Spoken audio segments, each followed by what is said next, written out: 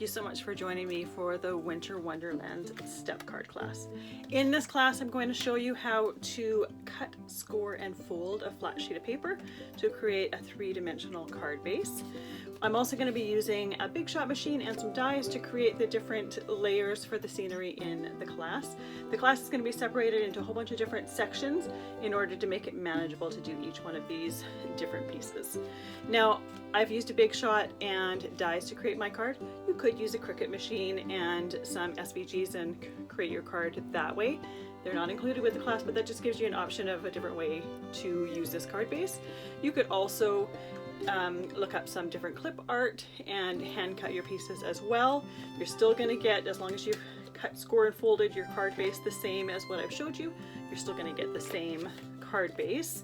You can adapt this to whatever occasion you want. I did a winter card just because when I'm doing this, it's nearing the Christmas season, the winter season.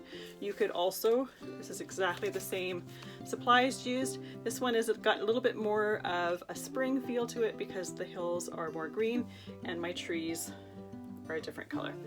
In this class, it also includes a supply list. I have linked all the supplies that I've used to create the card that I'm showing in this class, just to make it a little bit easier for you to find the supplies that you are going to need if you want to make a card that's the same as what I'm showing you. If you have any questions at all, please feel free to get in touch with me and ask them. I'm happy to help at any time.